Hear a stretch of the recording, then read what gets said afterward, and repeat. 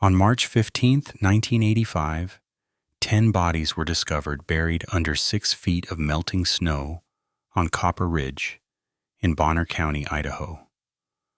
All adult males, all eliminated with hunting rifles from distances ranging between 50 and 300 yards. The perpetrators weren't rival gangs or drug cartels. They were 3 members of the Brennan family, a father and his 2 sons, who'd hunted these mountains for 90 years and believed that trespassing on family land was a violation worth killing for. The FBI would later call it the most isolated mass elimination in Idaho history, but the motive wasn't a hunting dispute, wasn't a territorial war between outfitters, wasn't even revenge for violence. It was poaching on 2,400 acres that had been in the Brennan family since 1894, land that represented 4 generations of survival in mountains that had killed weaker men. If you have the courage to hear this story, leave your like and subscribe to the channel. But I warn you, this narrative contains extreme violence based on real events. Copper Ridge sat in the northern panhandle of Idaho, roughly 12 miles southwest of the Canadian border, in country so remote that law enforcement presence was more theoretical than actual. The Selkirk Mountains rose like ancient sentinels, their peaks reaching over 6,000 feet, their valleys so narrow and steep that sunlight only touched the bottom for 3 hours each winter day.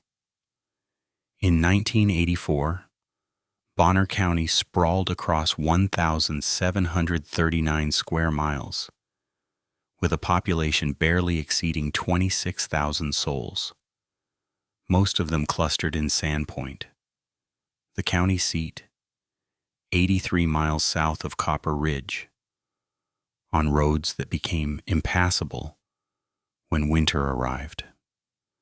The ridge itself was accessible only by logging roads that hadn't been maintained since the timber industry collapsed in the late 70s.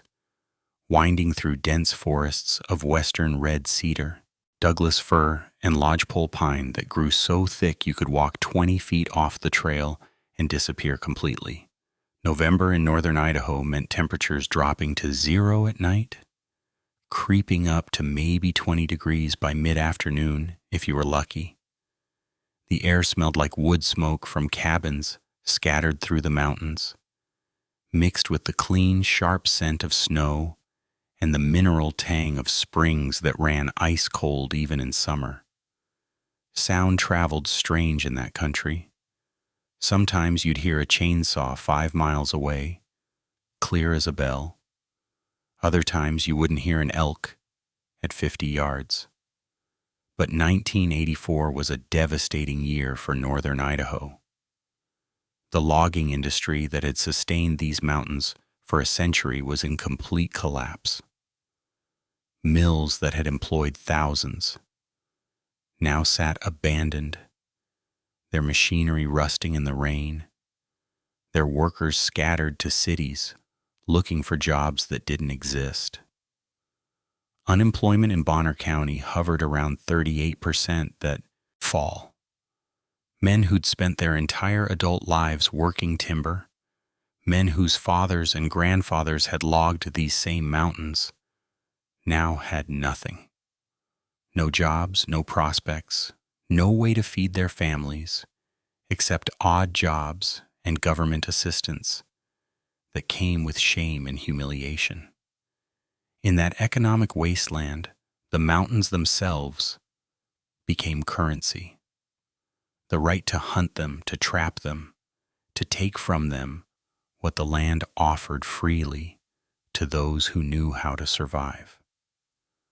For families like the Brennans, who'd been on Copper Ridge since before Idaho was a state, the land wasn't just property. It was identity. It was the only inheritance they had to pass to their children in a world where men like them had nothing else of value. The Selkirk Mountains provided everything needed for survival, if you had the knowledge. Hidden valleys where elk congregated in winter, springs that never froze, stands of timber for firewood and building, trap lines that had produced marten, beaver, and lynx for 90 years. But that survival depended on exclusivity, on keeping outsiders away, on maintaining control over territory that had been earned through generations of backbreaking labor and careful stewardship. Law enforcement in Bonner County was understaffed and underfunded in 1984. The Sheriff's Department operated out of Sandpoint with 12 deputies covering 1,739 square miles of some of the most rugged terrain in the continental United States. Idaho Fish and Game had 3 wardens for the entire northern panhandle, men who were supposed to monitor hunting violations across thousands of square miles of wilderness.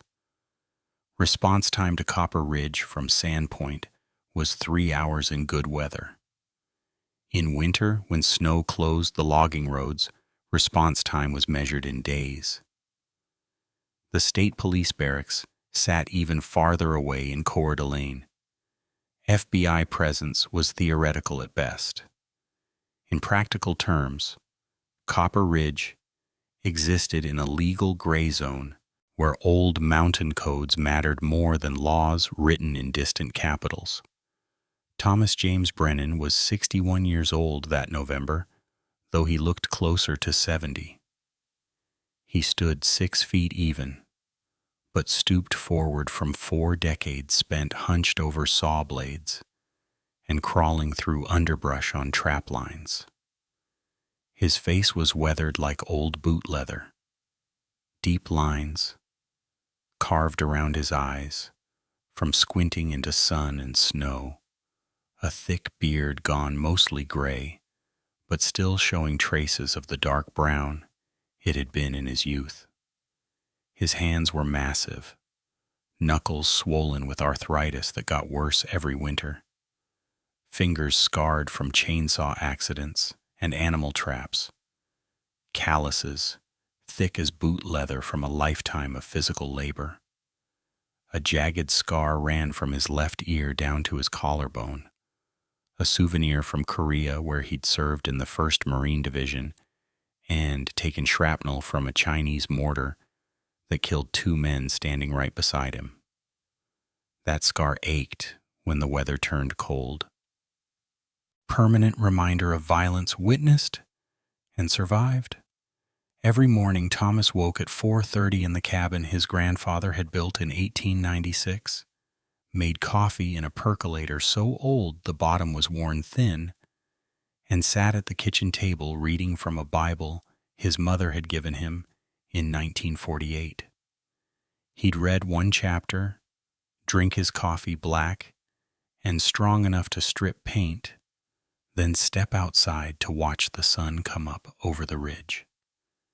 In winter, that meant standing in temperatures well below 0, smoking 1 cigarette, an unfiltered Camel rolled so tight it lasted 15 minutes, watching the sky change from black to deep blue to pale gold.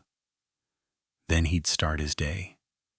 Check the trap line that ran 8 miles through the valley, split firewood for the stove, monitor the weather, plan the work that needed doing before the next storm arrived. He'd married Martha Louise Henderson in 1953, right after his discharge from the Marines. They'd had 2 sons. Michael was 36 now, married to a woman named Sarah with 3 children of his own. David was 33, married to Rebecca with 2 boys. Martha was 60 now, a thin woman whose face had been worn smooth by worry, like a river stone polished by decades of current. She'd buried both her parents on this ridge, watched the logging industry that had sustained them collapse, and now lived with the knowledge that Her family's entire identity was tied to land that most people couldn't even find on a map. What Thomas valued most wasn't money, though God knew they needed it with 3 households to support and no steady income. What he valued was the idea that a man could still make his own way in the world without bowing to government regulations, corporate bosses, or people who thought wilderness existed for their entertainment. His grandfather Ezra had homesteaded this land in 1894, had filed the claim, cleared the timber, built the first cabin, and raised a family on ground that had never known a plow or a fence. His father had logged selectively, taking only what the forest could spare, replanting, maintaining the land for future generations. Michael Thomas Brennan was 36 that November, built solid and strong, with his father's height, but not yet stooped by age. He stood 6'1", weighed 215 pounds, most of it muscle from decades of physical labor. His beard was darker than his father's, trimmed close, his hands already showing the same damage from chainsaws and traps that marked Thomas. A scar cut through his right eyebrow, souvenir from a bar fight in Sandpoint when he was 22. He walked with a slight limp, legacy of Vietnam, where he'd served with the 101st Airborne and taken shrapnel in his left leg during a patrol near the Cambodian border. That limp became pronounced when the weather turned cold, bad enough that his wife Sarah had to help him with his boots on the worst mornings. Every morning Michael woke at 5 in the cabin. He'd built 300 yards from his father's house, made coffee, and sat watching his 3 children sleep before starting his day. His oldest, Thomas Jr., was 12, Emma was 9, little Michael was 6. He'd work whatever odd jobs came available, fixing equipment for neighbors, cutting firewood for cash, trapping when the season allowed. But mostly, he helped his father maintain the land, keep the trails clear, monitor the boundaries. Where Thomas was quiet and calculating, Michael was more expressive, more willing to talk things through. But he shared his father's absolute conviction that the land mattered more than any law written by people who'd never spent a winter on Copper Ridge. David Lee Brennan was 33, shorter than his brother at 5'10", but built thicker, 230 pounds of compact power. Where Michael was thoughtful, David was reactive, the kind of man who felt things intensely and showed it. He'd dropped out of high school in 11th grade to work logging before the industry collapsed, tried to join the Marines like his father but got rejected for a juvenile record he'd picked up at 17. Assault charges later dropped after a fight outside a dance hall. David had married Rebecca when he was 24, had 2 sons, David Jr., who was 8, and James, who was 5. He worked seasonal construction when he could find it, trapped with his father and brother, survived on a combination of odd jobs and the stubborn refusal to leave land that defined who he was. David's defining characteristic was his absolute loyalty to his father and older brother. Thomas had raised both sons to believe that family came first, that the land was sacred, that outside authority had no jurisdiction over what 4 generations of Brennans had built and maintained. When someone threatened the family, they threatened David. When someone disrespected the land, they disrespected everything David believed in.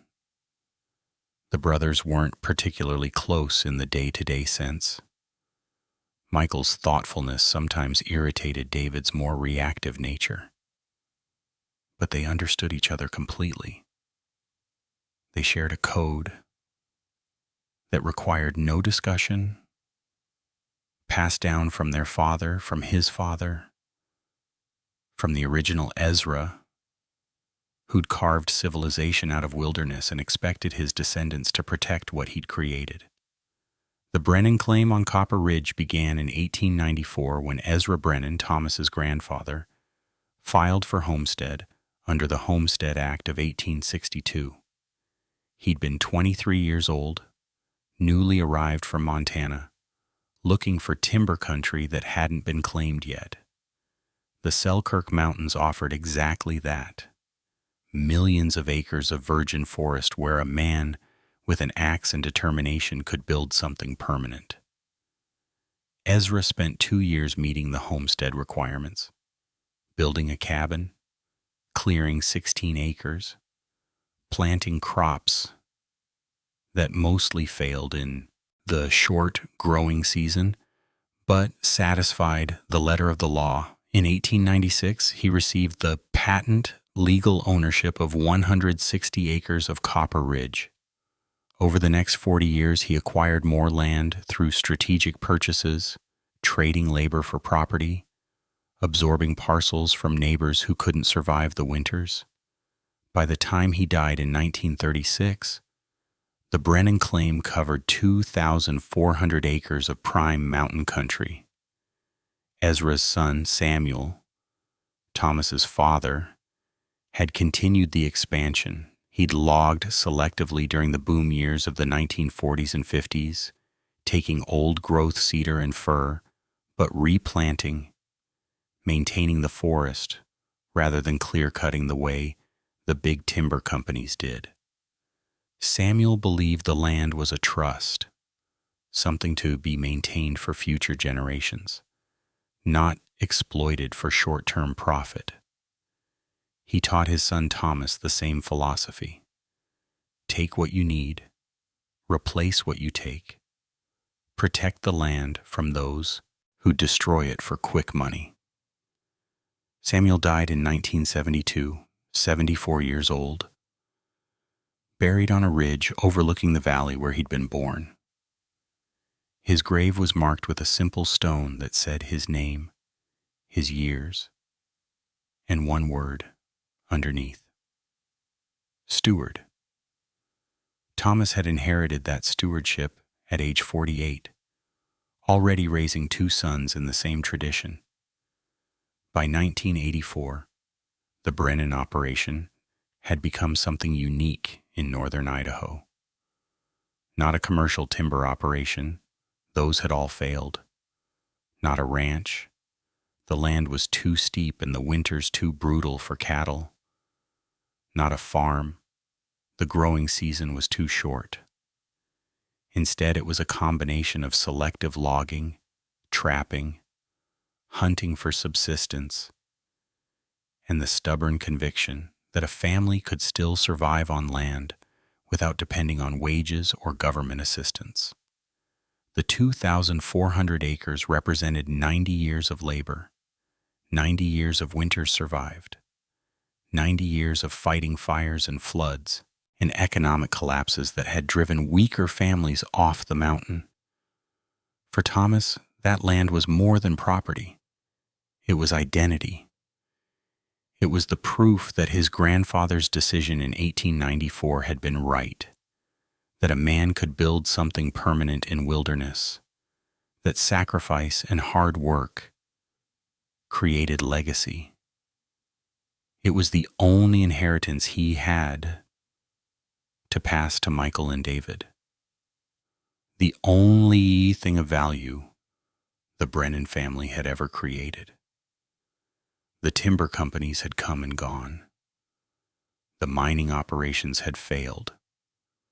The government programs had proven temporary. But the land remained, and the Brennans remained on it. 4 generations deep, 90 years invested in ground that most people considered worthless. The hunting party from Portland, Oregon arrived in northern Idaho on November 15, 1984, driving 3 Ford F-250s loaded with gear that looked expensive and new. 10 men, ages ranging from 28 to 45, all professionals from the city. Lawyers, real estate developers, an orthodontist, 2 accountants, men who'd grown up in suburbs and learned hunting from weekend courses and magazine articles. They'd paid an outfitter named Jack Carlson $3,000 each for what he'd advertised as a premium backcountry elk hunt in pristine Idaho wilderness. Carlson had shown them maps, told them stories about trophy bulls in territory that rarely saw hunters, promised them an experience they'd never forget. He'd failed to mention that the territory he was describing belonged to someone who didn't welcome strangers. Craig William Mullins was 38, the unofficial leader of the group by virtue of being the one who'd organized the trip. He stood 5'11", built soft, from years behind a desk, running a commercial real estate development firm in downtown Portland.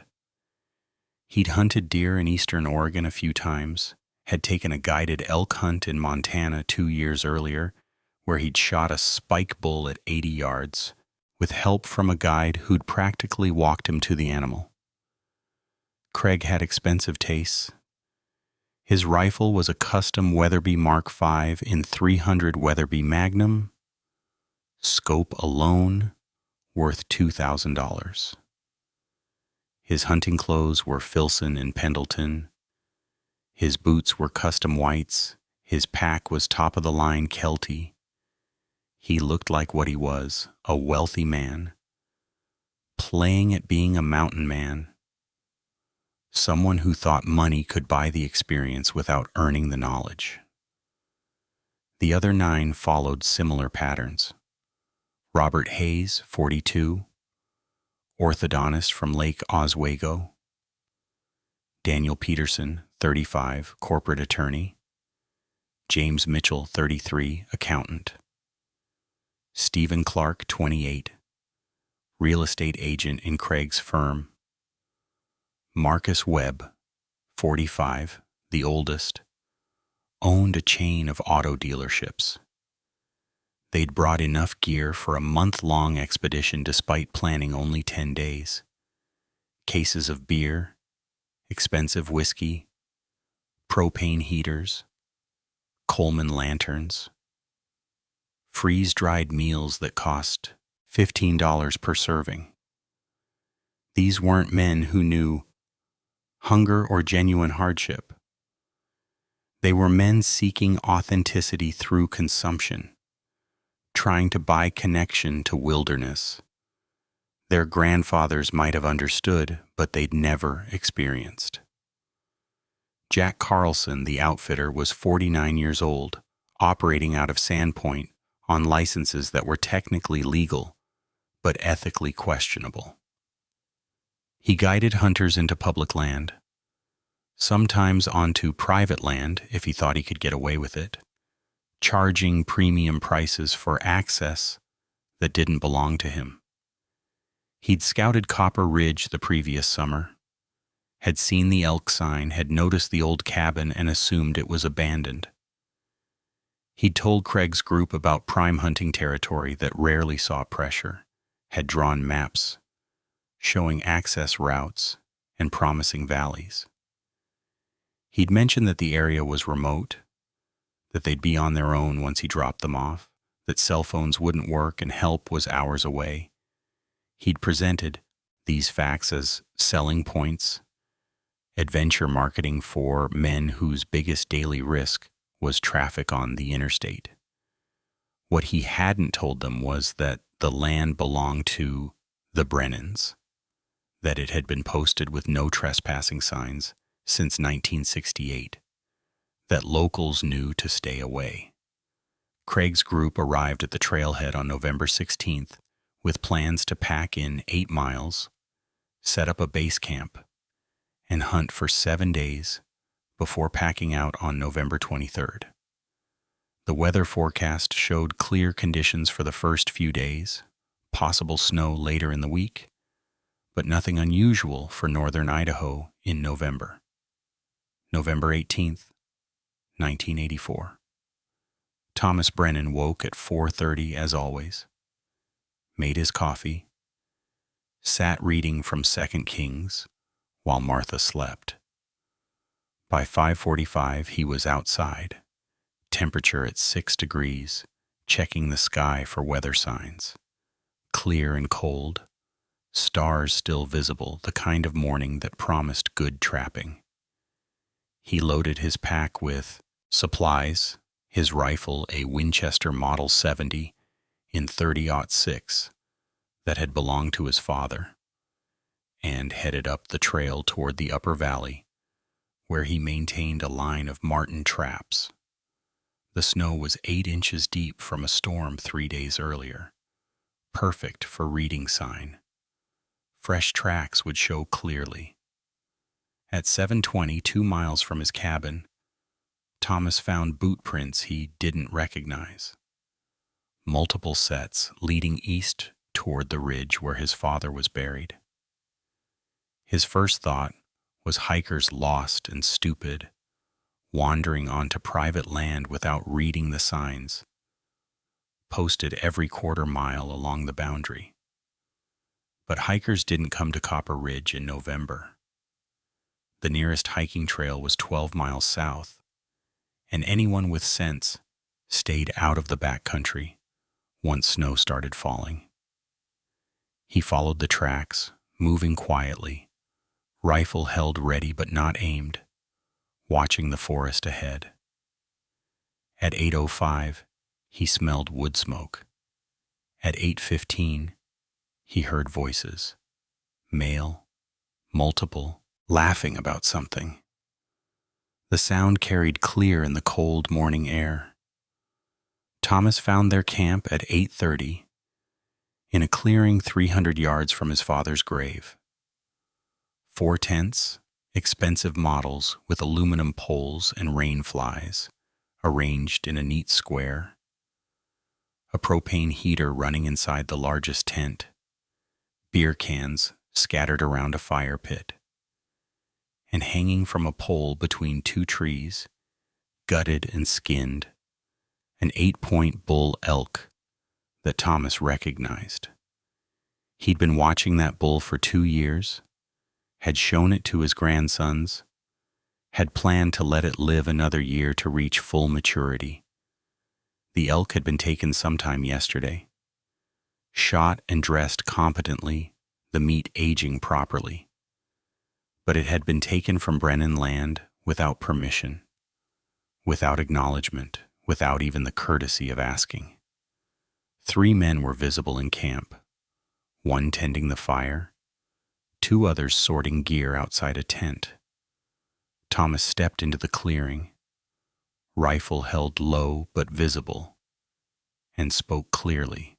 "You're on private land. This is posted property. You need to pack up and leave." The man at the fire stood slowly, a big guy in expensive hunting clothes, beard trimmed neat, face showing surprise but not much concern. "We've got permits," he said. "Legal Idaho elk tags. Our outfitter told us this was open territory." Thomas shook his head. "Your outfitter lied. This is Brennan land. Has been since 1894. You're trespassing. That elk you shot belongs to me. You've got until noon to pack your gear and get off my property." The big man's expression changed from surprise to irritation. "Look, old-timer, we paid good money for this hunt. We're not leaving because some local claims he owns half the mountain. You got a problem, call the sheriff." Thomas felt something cold settle in his chest, the same feeling he'd had in Korea when he knew violence was coming. "Sheriff's 3 hours away. By the time he gets here, you could be gone and this could be settled peacefully, or you could stay and we'll settle it another way." The man laughed, actually laughed, turning to his companions. "You hear this guy? Threatening us like it's the 1800s. We've got rights, old man. This is public land as far as we're concerned." Thomas stood there for another 30 seconds, looking at the elk hanging dead, looking at the beer cans and expensive gear, looking at men who thought money gave them authority over land they'd never earned. Then he turned and walked back into the forest without another word.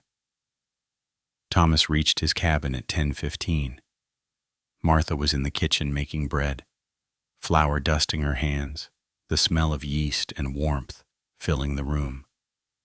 She looked up when he came through the door, saw his face, and stopped kneading. "What happened?" He told her everything. The camp, the elk, the men who'd laughed at his warning. She listened without interrupting, her hands going still in the dough. When he finished, she said simply, "What are you going to do?" Thomas walked to the phone mounted on the kitchen wall, an old rotary model connected to a party line that served 4 families on the ridge. He dialed the Bonner County Sheriff's Department in Sandpoint, waited through 6 rings before someone answered.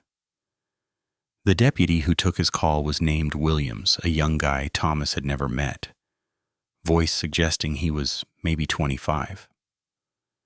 Thomas explained the situation. Trespassers on posted private land, elk taken illegally from his property, request for law enforcement assistance.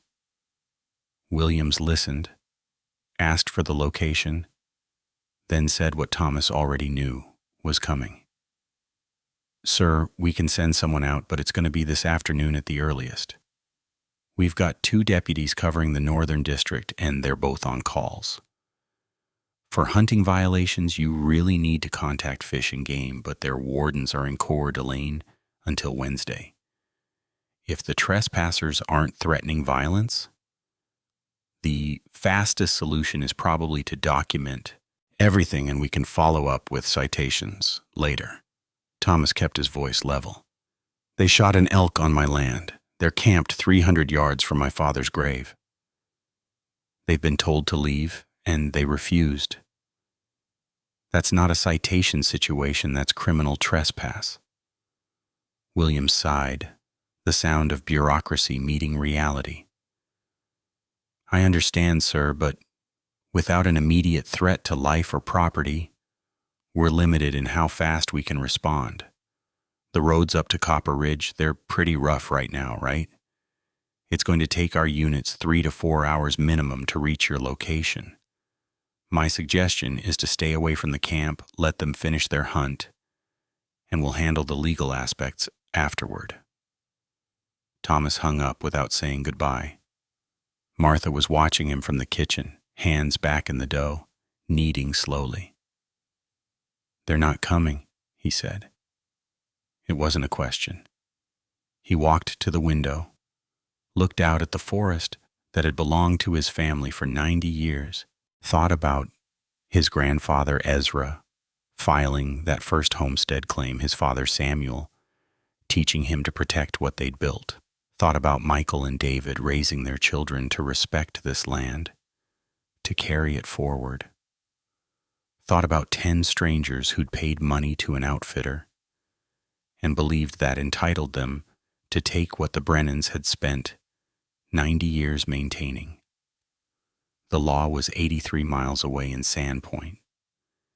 Even if deputies came, they'd issue citations, maybe confiscate the elk, probably let the men finish their hunt with a warning. Nobody would go to jail. Nobody would face real consequences.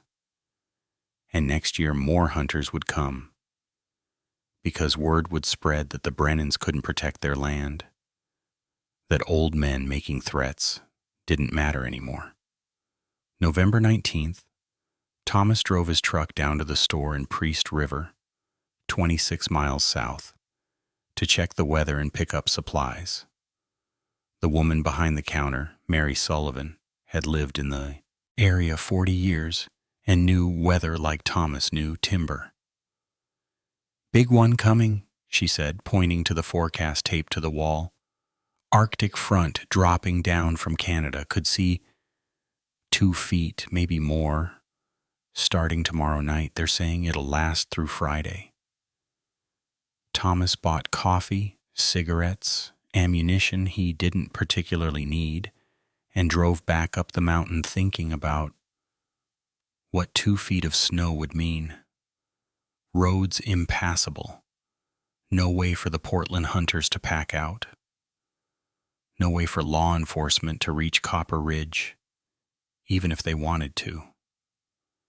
The mountain would be completely isolated for days, maybe a week. He stopped at Michael's cabin first. His son was splitting firewood, working methodically, the sound of the maul biting into rounds echoing through the valley. Thomas told him about the hunters, about the sheriff's response, about the storm coming. Michael set down the maul, wiped sweat from his forehead despite the cold. "What do you want to do?" Thomas didn't answer immediately. Instead, he said, "Your grandfather spent 42 years building this land into something we could pass down. Your great-grandfather died on this ridge. We've got 90 years invested in keeping it protected. Those men up there, they don't care about any of that. To them, it's just terrain, just a place to shoot an elk and tell stories when they go home." Michael nodded slowly. "Dad, if we do something, if we push this, there's consequences. We could lose everything anyway." Thomas looked at his son, seeing himself 30 years earlier, seeing the same struggle between what was right according to law and what was right according to something older. We already are losing everything. The logging's gone. The economy's gone. The only thing we've got left is this land and the right to say who uses it. If we can't protect that, we don't have anything. They drove to David's cabin together, found him working on his truck's transmission, hands black with grease. Thomas explained the situation again. David's reaction was immediate. "They need to leave tonight before the storm hits. We give them one more chance, face to face, all of us together. If they refuse, we make them leave." That night, November 19th, the 3 Brennan men sat at Thomas's kitchen table while Martha and the daughters-in-law stayed with the children at Michael's cabin. Thomas spread a topographical map across the table, showing the hunters' camp location, the access routes, the terrain. "Storm hits tomorrow night," he said. "By Wednesday morning, they'll be snowed in. If we're going to handle this, it has to be tomorrow. We go in at first light, all 3 of us, fully armed. We give them a final warning. They pack up and leave, or we force them off our land." Michael studied the map, tracing routes with his finger. 10 of them, 3 of us. If they resist, if it goes bad, we're looking at a firefight. David's voice was flat, certain. Then we make sure it doesn't go bad. We show up with overwhelming force, make it clear we're serious. They're city guys playing cowboy. They'll fold.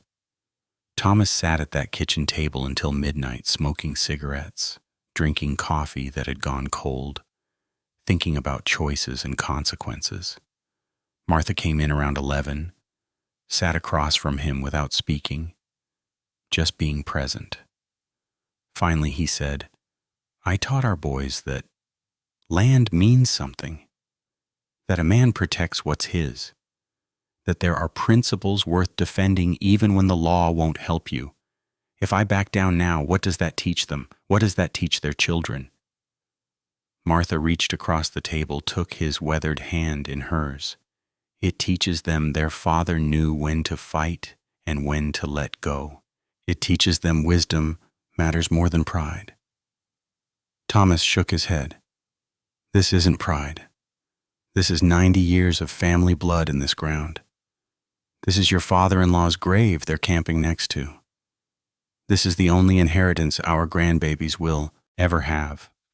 If we can't hold this, if we let strangers come in and take what they want because the sheriff's too far away to help, then we're done. We might as well sell to timber companies and move to town." Martha was quiet for a long time. When she spoke, her voice carried the weight of 50 years watching the world change, watching men like Thomas become obsolete. "I won't tell you not to protect our land.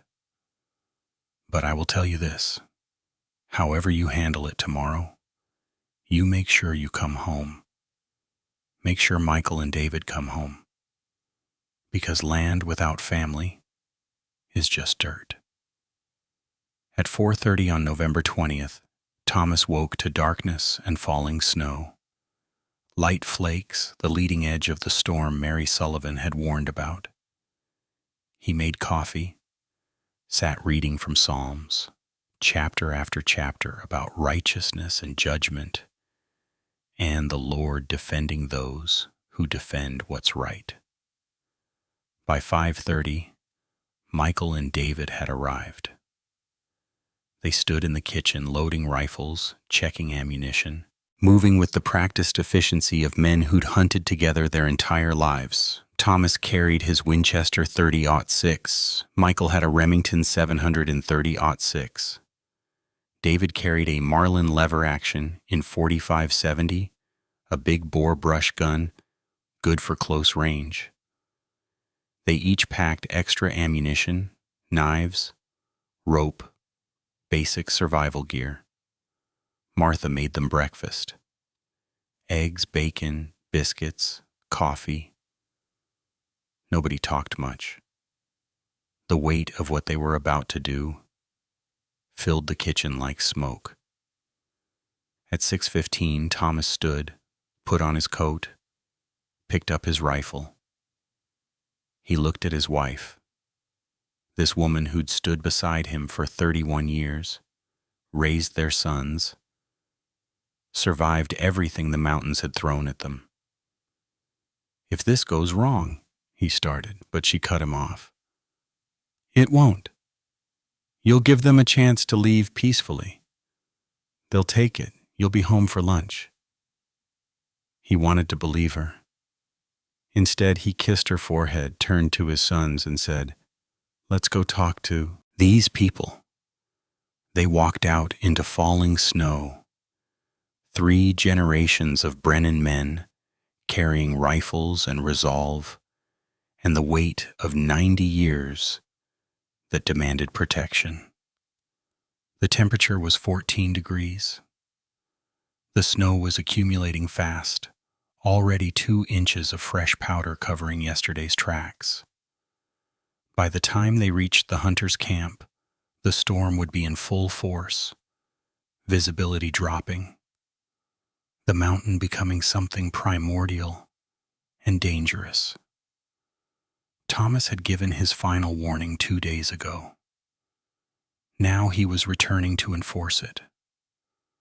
What happened next would depend entirely on whether 10 men from Portland understood that some land wasn't theirs to take, no matter what they'd paid, no matter what some outfitter had told them.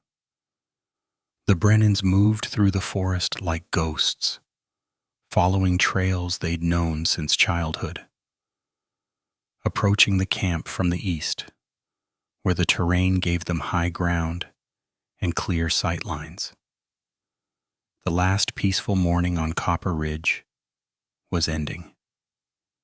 What came next would be written in blood and snow and the terrible certainty that sometimes protecting what you love requires becoming what you fear. The Brennans reached the high ground overlooking the hunters' camp at 5:47 on the morning of November 22, 1984. Temperature had dropped to 8 degrees below zero overnight. The storm that had begun as light flakes 2 days earlier had intensified into something brutal. Wind driving snow horizontal across the ridge, visibility reduced to maybe 50 feet in the pre-dawn darkness. Thomas positioned himself behind a fallen cedar log that gave him clear view of the camp below. Michael took position 30 yards to his left. David moved right, establishing a triangle of coverage that put the hunters' tents in a crossfire if things went wrong. They'd agreed on the approach during the hike up. Wait for enough light to see clearly, move down together, give one final warning. If the hunters agreed to leave, escort them to the trailhead. If they refused, confiscate their weapons and force them off at gunpoint. If they resisted, respond with whatever force necessary to protect Brennan land and Brennan lives. By 6:15, dawn was beginning to break.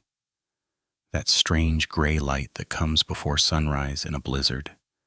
Enough illumination to make out shapes and movement. Thomas could see smoke rising from the largest tent where the hunters had set up their propane heater.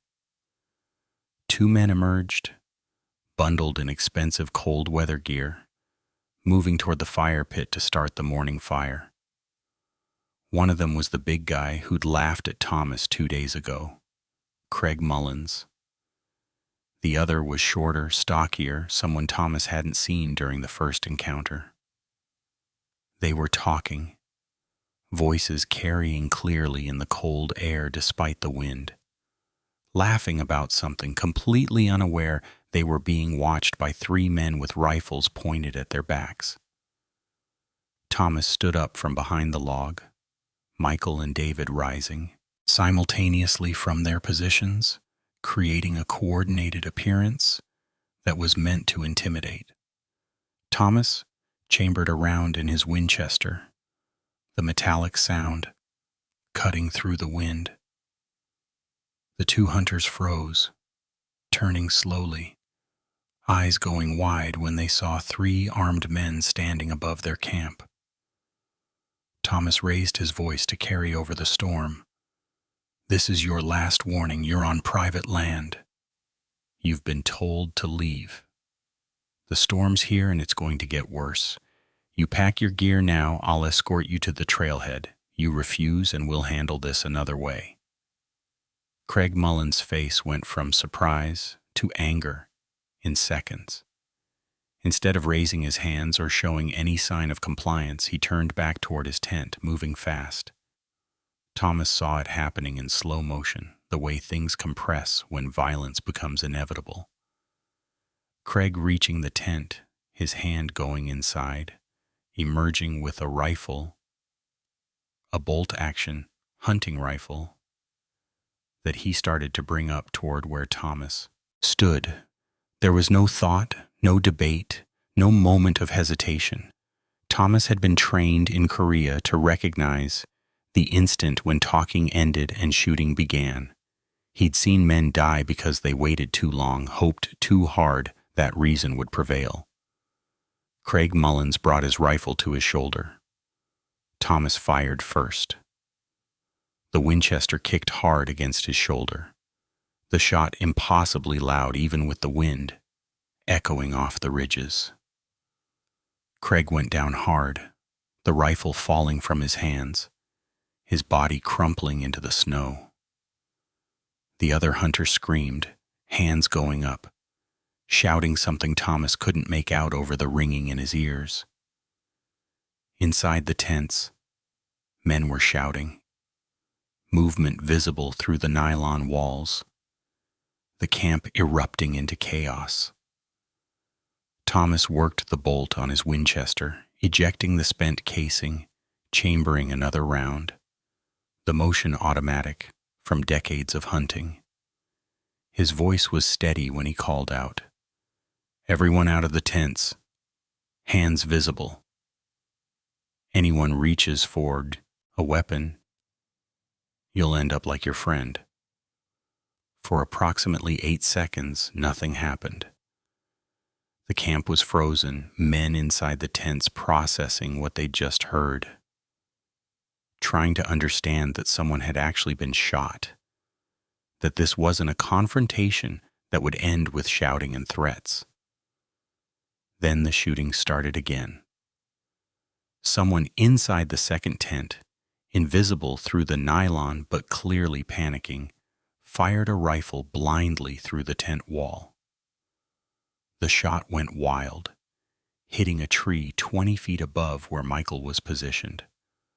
Bark exploding, the crack of the rifle sharp and distinct. Michael returned fire immediately. 3 rapid shots into the tent where the muzzle flash had originated.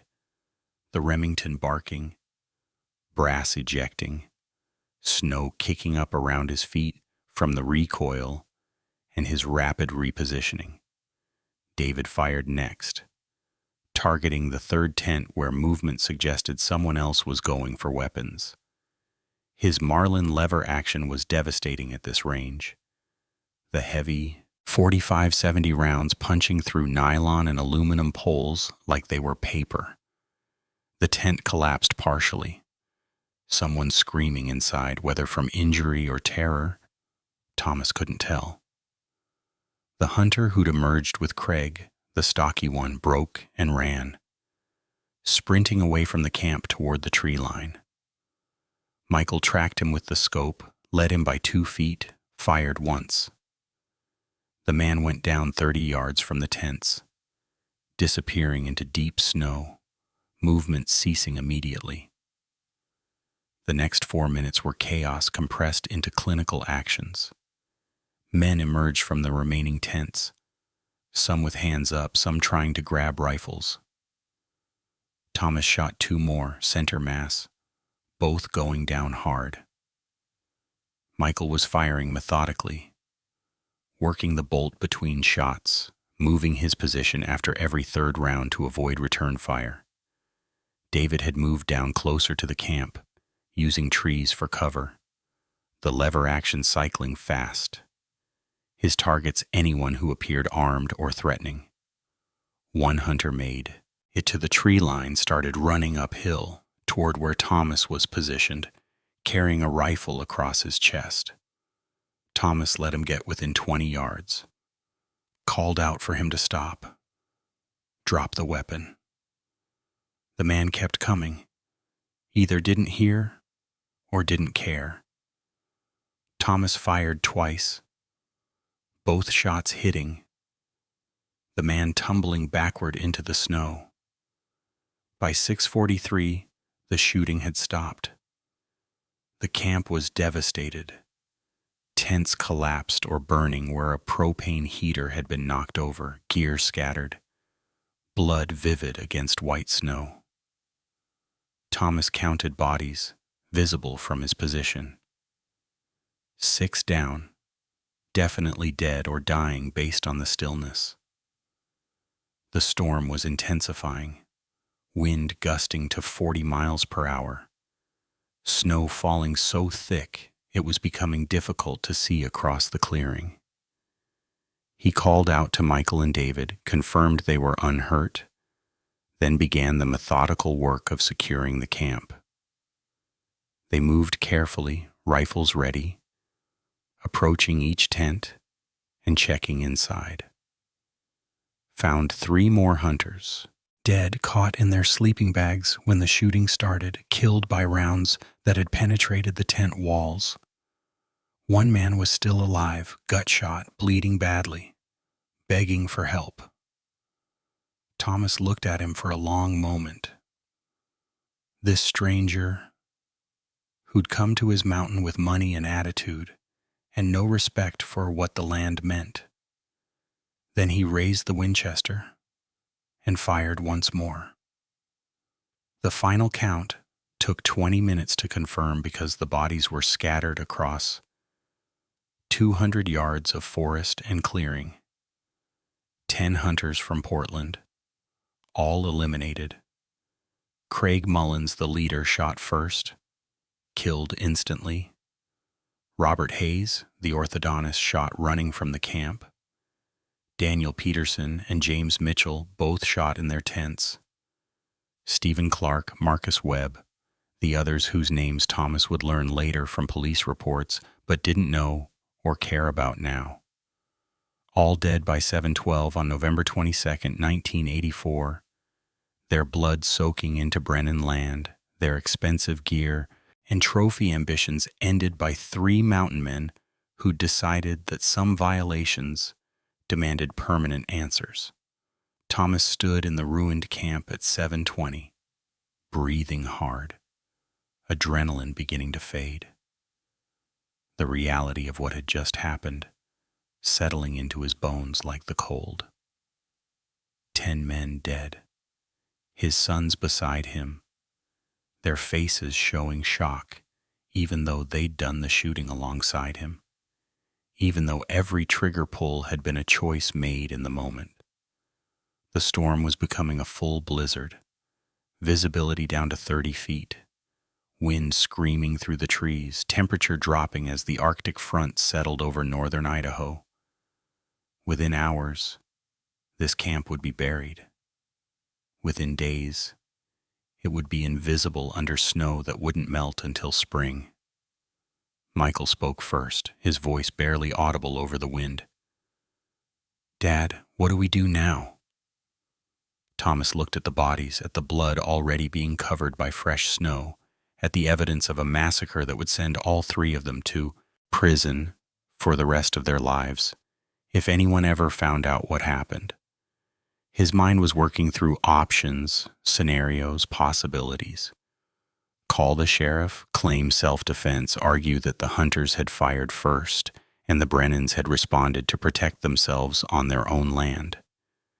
That might work legally, might not, but it would definitely mean lawyers, trials, years of fighting through a system that had already shown it didn't care about protecting Brennan property rights. Or they could let the mountain hide what happened, let the storm bury the evidence, claim ignorance if anyone ever came asking about missing hunters from Portland. David was already moving, gathering rifles from the dead hunters, consolidating gear. "We can't leave them here like this. When the snow melts, hikers will find them. We need to decide now whether we're reporting this or hiding it." Thomas made his decision in the space between heartbeats. "We hide it. The storm's going to dump 2 feet minimum. We scatter the bodies, move them away from the camp, let the snow cover everything. Come spring, if anyone finds them, they'll look like hunters who got caught in a blizzard and died of exposure. No bullet wounds will be visible after animals get to them over winter. No way to prove what really happened." They worked for 3 hours in worsening conditions, dragging bodies away from the camp in different directions, spacing them out across half a mile of forest. Some they left in ravines where snow would drift deep. Others they positioned against trees where it would look like they'd tried to find shelter and failed. Thomas made sure to move Craig Mullins's body farthest from camp, a 1/4 mile east. Positioned face down in a creek bed where spring runoff would scatter any remaining evidence, they collected spent brass from their own weapons, pocketed it to be disposed of later in separate locations. The hunters' rifles they left with the bodies, making it look like armed men who'd simply been overwhelmed by weather. The camp itself they partially demolished, collapsing the remaining tents, scattering gear, to suggest panic and disorganization. The blood-soaked snow they kicked and covered with fresh powder. Though the storm was doing that work naturally, each hour adding another inch of white that covered everything. By 10:30, the temperature had dropped to 15 below zero. Wind chill was making it dangerous to stay out longer. The Brennans took one last look at what they'd created, this killing field that would soon be invisible, then turned and headed home, through a blizzard that was erasing their tracks as fast as they made them. The storm lasted 48 hours.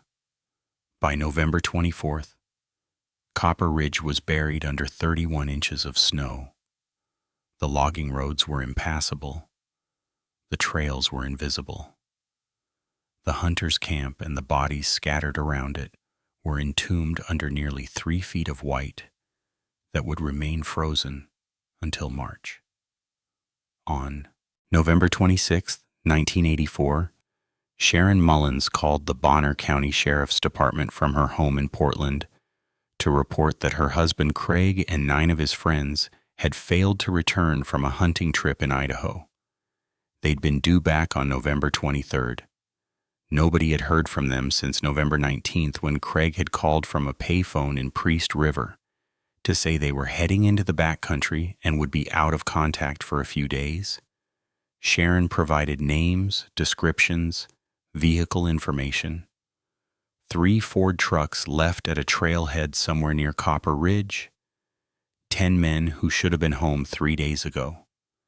Deputy Williams, the same young officer Thomas had spoken to on November 18th, took the report and began making calls. He contacted Idaho Fish and Game, spoke to the warden who covered the Northern District, learned that no hunting violations had been reported in the Copper Ridge area. He called local outfitters, eventually reached Jack Carlson, who admitted he'd guided the Portland group to what he described as public land near Copper Ridge, but claimed he dropped them off on November 16th and hadn't seen them since. Carlson said they'd paid for transport in and out, that he was supposed to pick them up on November 23rd at the trailhead, but they'd never showed. He'd assumed they'd made other arrangements or extended their hunt. By November 28th, the Bonner County Sheriff's Department had organized a search effort, but the weather made it impossible. The storm that had hit on November 20th was being called one of the worst in northern Idaho history. Snowfall totals across the region ranged from 24 to 40 inches. Temperatures had remained below zero for 6 straight days. The roads to Copper Ridge were closed, blocked by drifts that would require heavy equipment to clear. The logging roads the hunters would have used were completely impassable. Search and rescue coordinator Jim Henderson told Sharon Mullins the truth during a phone call on November 29th. "Ma'am, we can't get search teams to that area right now. The terrain is too dangerous, the snow too deep. We're going to have wait for conditions to improve." Oregon State Police got involved on December 1st, sending 2 detectives to Sandpoint to coordinate with local law enforcement. They interviewed Jack Carlson extensively, got detailed information about where he'd dropped the hunters, what equipment they'd had, how experienced they were. Carlson admitted under questioning that the area he'd guided them to was technically private land belonging to a family named Brennan, but he'd believed it was rarely patrolled and wouldn't be a problem for a week-long hunt. The detectives asked if anyone had contacted the Brennans to ask if they'd seen the missing hunters. Deputy Williams admitted he'd spoken to Thomas Brennan on November 18th about a trespassing complaint, but that had been resolved over the phone, and he hadn't followed up.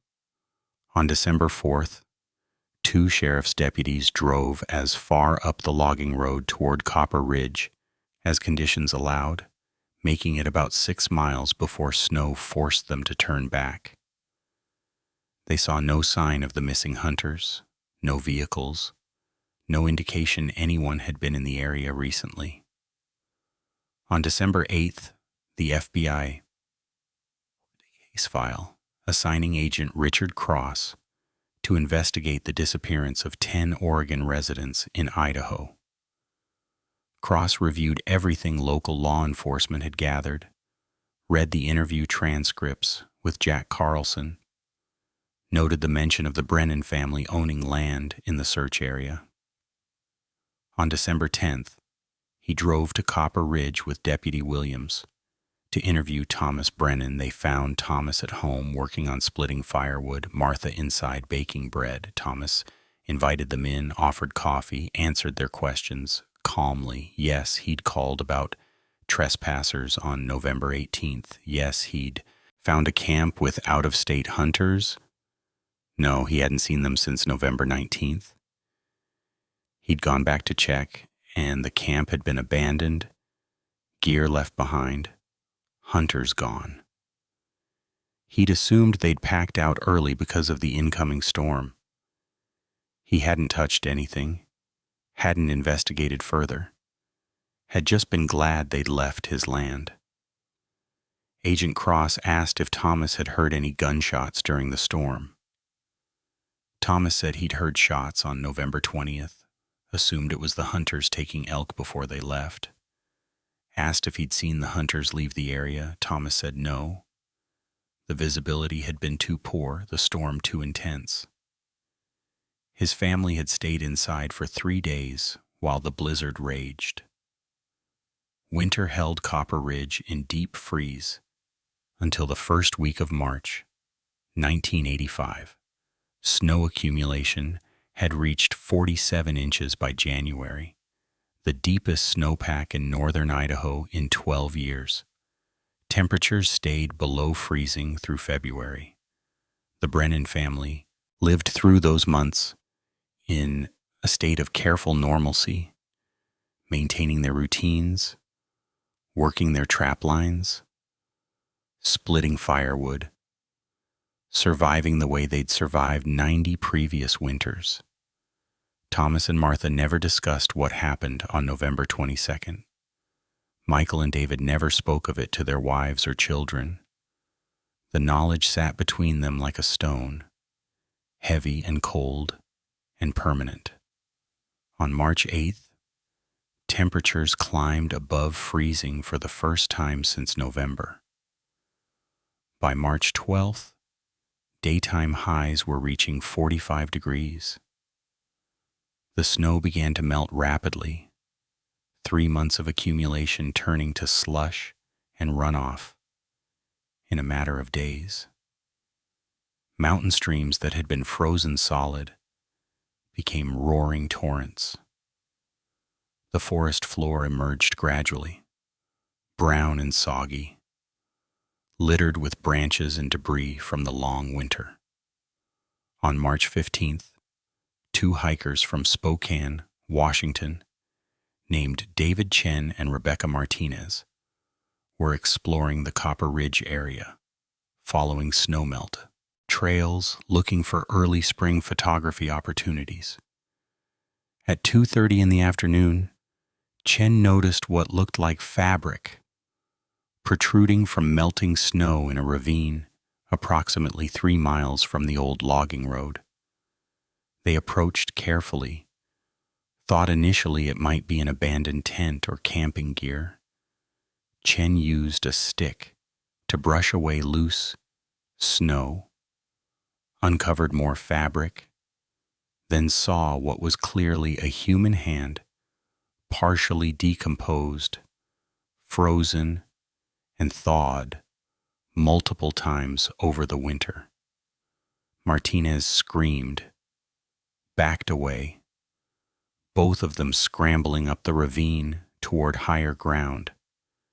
Chen had a satellite phone in his pack, expensive equipment he'd brought for emergencies.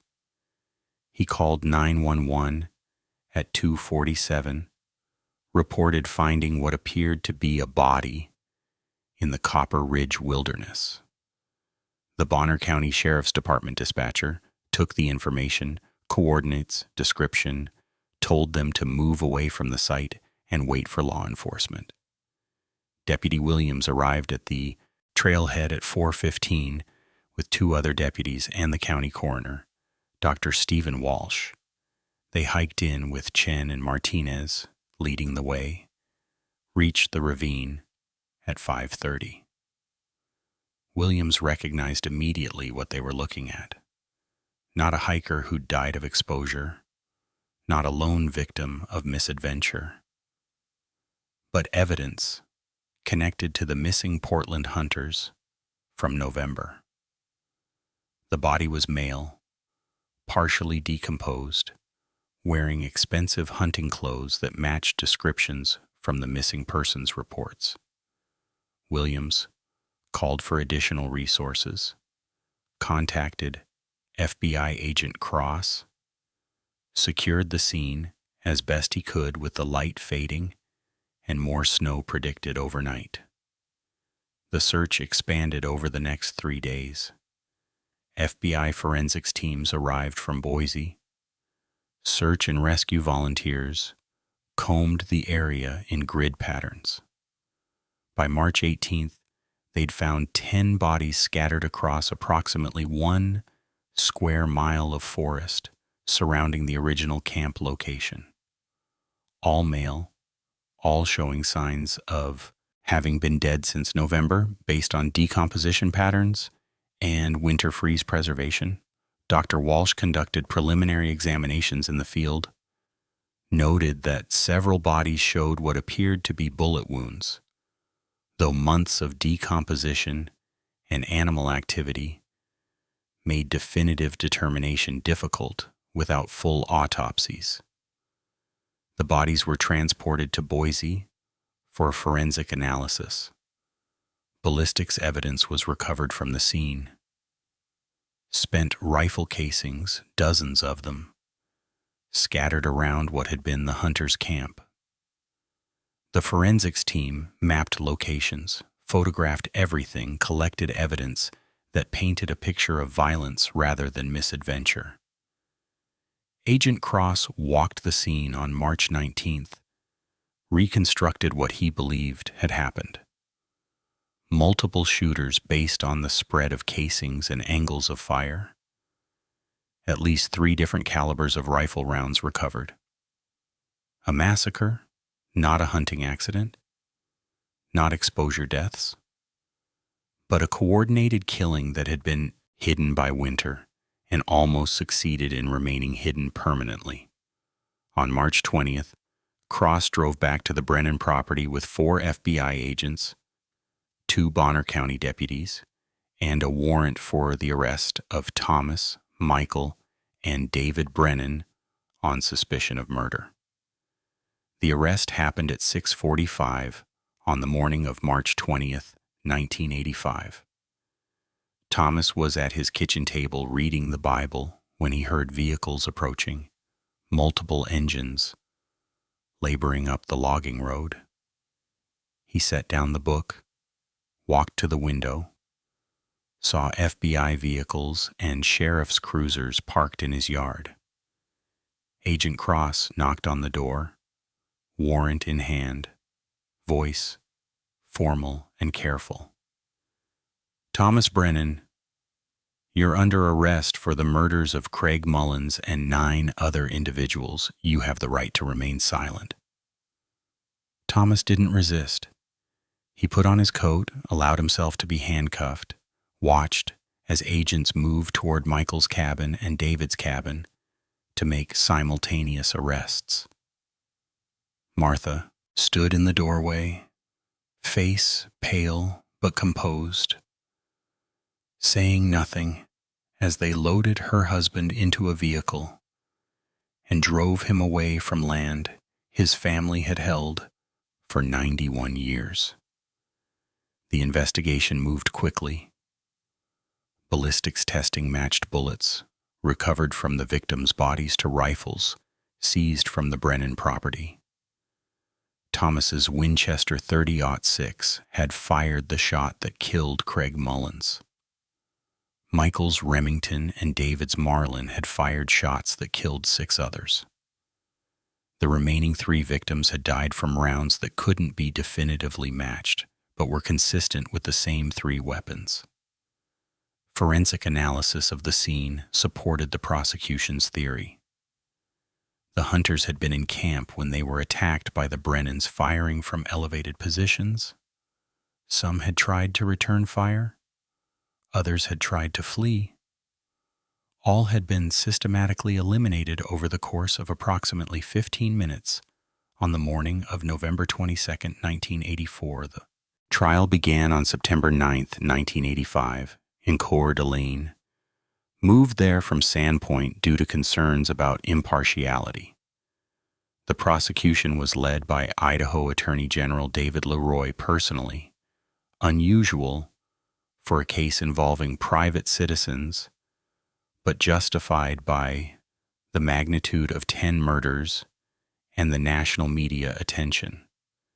Leroy argued that the Brennans had committed premeditated mass murder, that they'd ambushed unarmed hunters, that their claims of defending property were nothing more than vigilante justice that had no place in civilized society. The evidence was overwhelming. Ballistics, witness testimony from Jack Carlson about the property dispute, Thomas's own phone call to Deputy Williams on November 18th, establishing that he'd known about the trespassers and had been told law enforcement would handle it. The defense was handled by Robert Morrison, a Boise attorney specializing in property rights cases, working pro bono after being contacted by a coalition of rural Idaho landowners who saw the Brennan case as a test of fundamental principles. Morrison argued self-defense. He presented evidence that the hunters had been armed, that they'd fired first, that the Brennans had acted to protect themselves and their property when law enforcement had explicitly refused to help. He called Deputy Williams to the stand, forced him to admit he'd told Thomas that no help was coming, that the hunters could stay on Brennan land and face only citations later. Morrison argued that in remote wilderness where police were hours away, citizens had the right to defend their property with force when faced with armed trespassers who refused to leave. The trial lasted 6 weeks. 43 witnesses testified. The jury heard from family members of the dead hunters, tearful testimony about fathers and husbands who'd gone on what they thought was a legal hunting trip and never came home. They heard from Thomas Brennan himself, who took the stand and explained in his quiet, measured voice exactly what had happened. The trespassing, the warning, the refusal to leave, the storm coming, the decision to enforce his property rights because no one else would. He admitted shooting Craig Mullins, admitted participating in the killings of the others, never claimed it was an accident, never expressed remorse for defending land that had been in his family for 91 years. The jury deliberated for 11 hours over 2 days. On October 28, 1985, they returned guilty verdicts on all counts for all 3 defendants. 10 counts of second-degree murder for Thomas Brennan, 8 counts for Michael, 6 counts for David, based on the specific ballistics evidence linking each man to specific victims.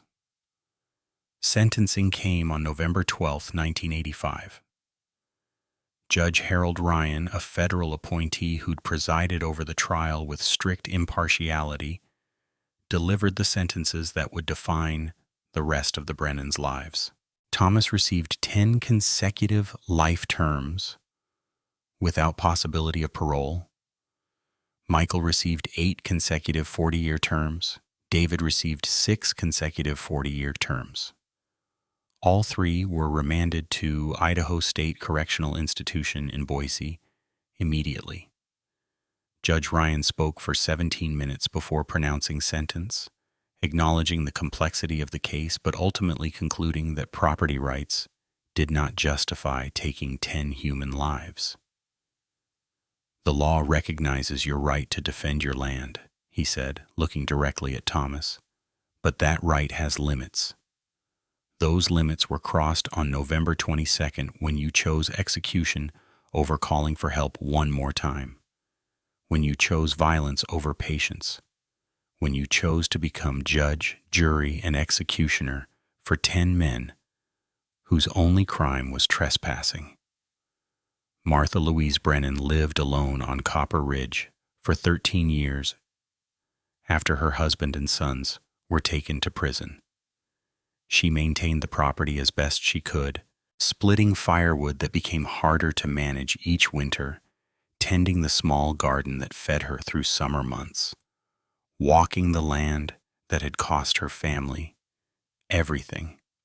Sarah, Michael's wife, left Idaho in 1986 with her 3 children, moved back to her family in Montana, filed for divorce in 1987.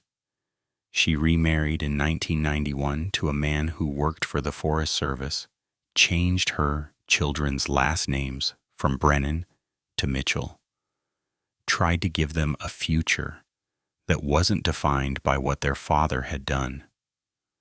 Rebecca, David's wife, stayed in Idaho longer, visiting David in prison every month for 3 years before the weight of it broke her.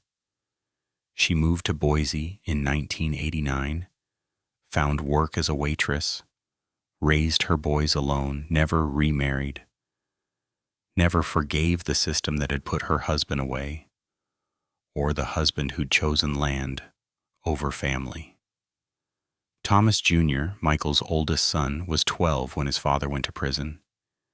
He grew up angry, confused, torn between loving a father who'd committed murder and hating him for destroying their family. He dropped out of high school at 16, worked construction jobs around Montana, drank too much, got into fights that landed him in county jail twice before he was 21.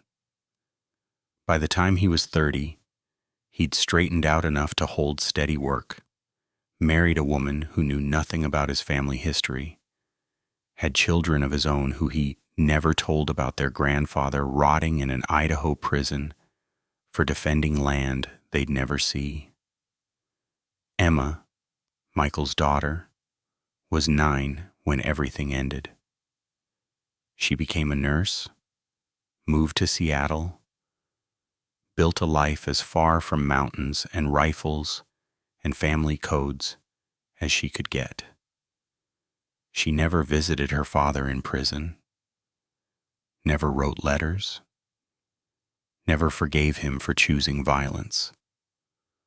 Little Michael, 6 years old when his father was arrested, grew up with almost no memory of the man. His mother's new husband became his father in every way that mattered. He went to college, became an accountant, lived in Missoula with a wife and children who thought Brennan was just a name, not a legacy written in blood and snow. David Jr. and James, David's boys, 8 and 5 when their father went away, grew up in Boise with a mother who worked double shifts and came home exhausted. David Jr. followed his father's pattern, dropped out of school, worked manual labor, got into trouble. He was arrested at 19 for assault, served 2 years in the same prison where his father was housed, saw him twice in the yard, but they never spoke, because what was there to say? James went the other direction, finished school, joined the army, served 3 tours in Iraq, came home with his own demons that had nothing to do with Copper Ridge, but everything to do with learning that violence solved nothing. The Brennan property stayed in the family, technically held in Martha's name, but it became something abandoned and cursed. The logging roads grew over. The cabins where Michael and David had raised their families collapsed slowly, roofs caving in from snow load, walls rotting from moisture, windows broken by weather and time. Martha's cabin stood longer because she was there to maintain it, but after she died in 1998 at 73 years old from a heart attack, alone in the kitchen where she'd made breakfast for Thomas that last morning in 1984, the property had no one to protect it. Her will left the land to her grandsons, but none of them wanted it. Thomas Jr. refused to even acknowledge the inheritance. Emma signed papers releasing any claim. Little Michael did the same. David Jr. was in prison when the estate went through probate and couldn't be reached. James was deployed to Iraq. The property went to auction in 2003, sold for $47,000 to a timber company that clear-cut 60% of it over the next 2 years, took the old-growth cedar and fire that Samuel Brennan had protected, that Ezra Brennan had homesteaded to preserve. The company went bankrupt in 2005. The land changed hands twice more, each owner taking what they could and leaving.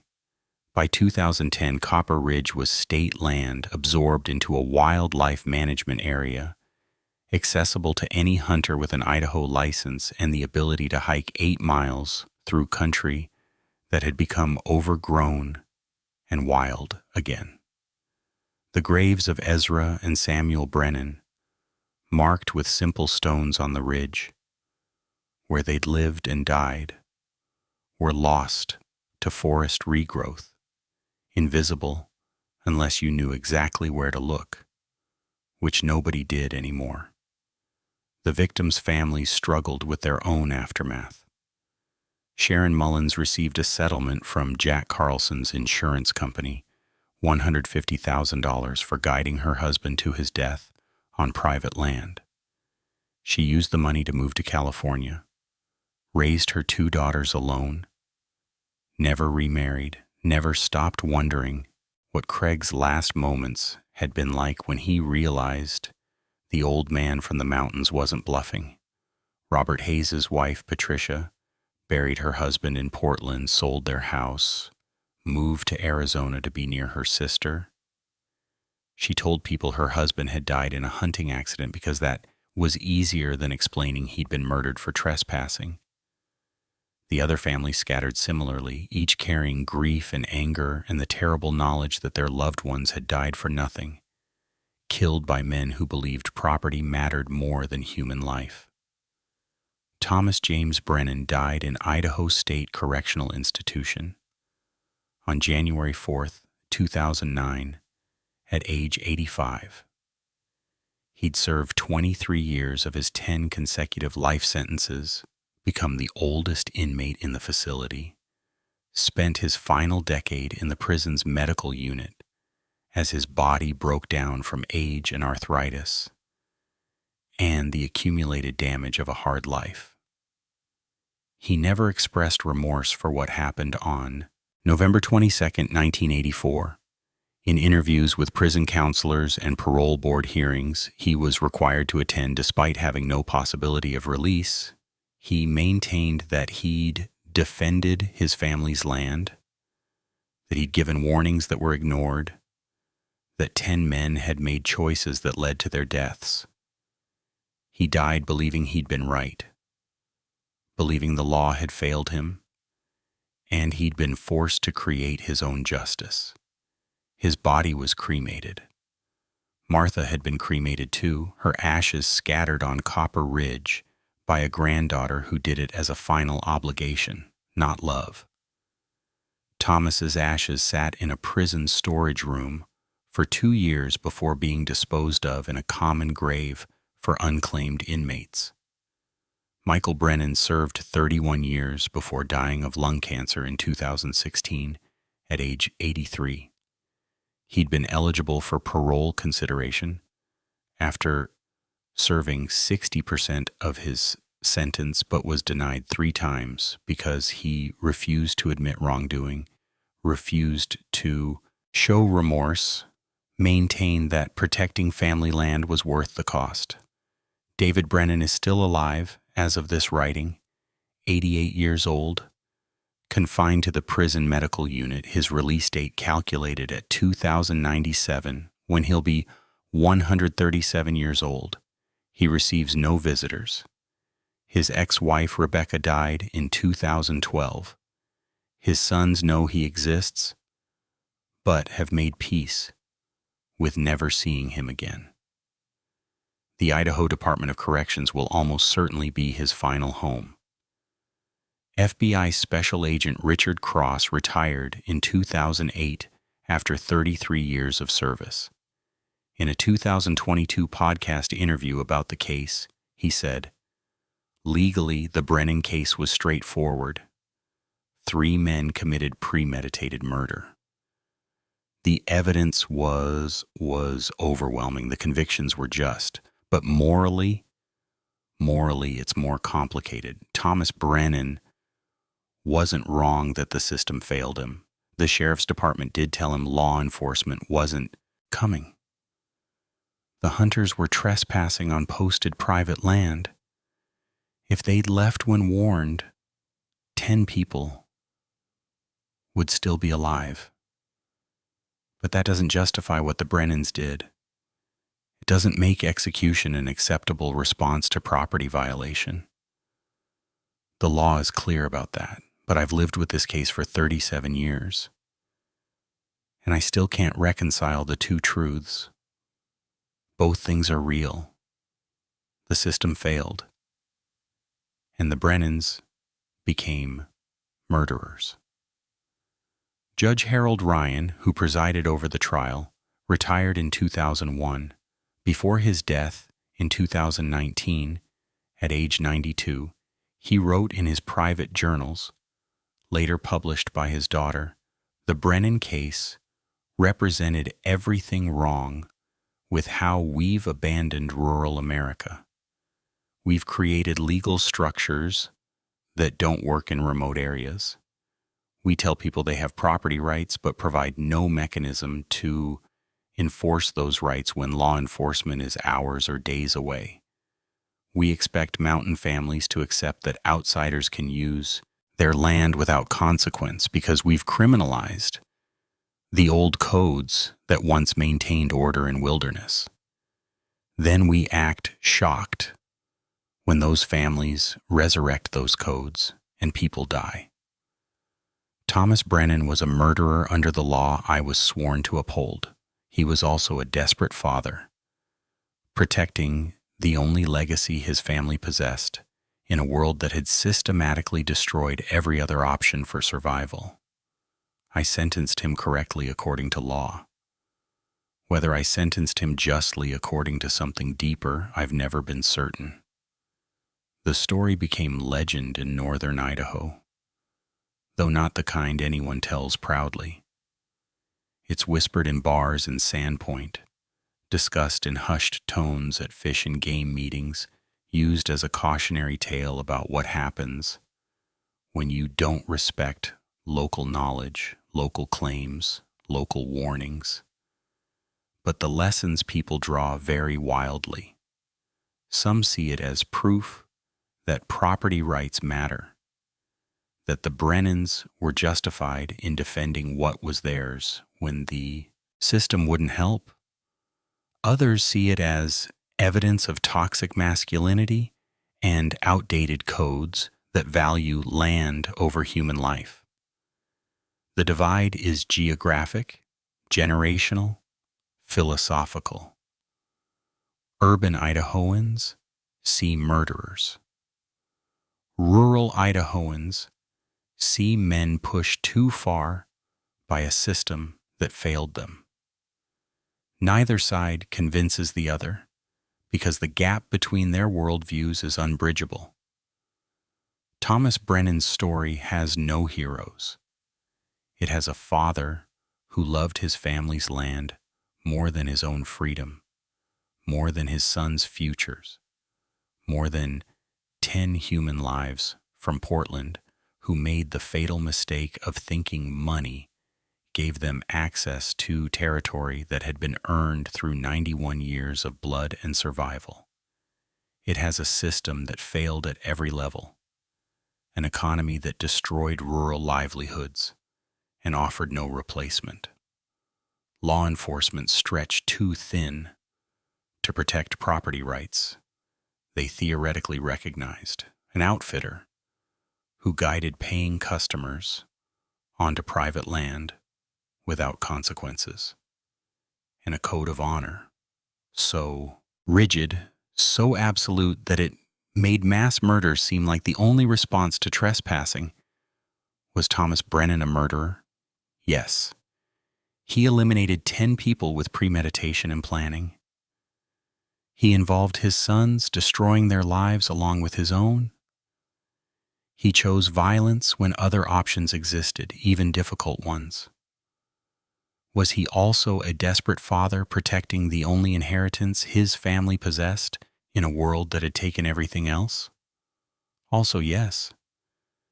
The uncomfortable truth is both things can be true simultaneously.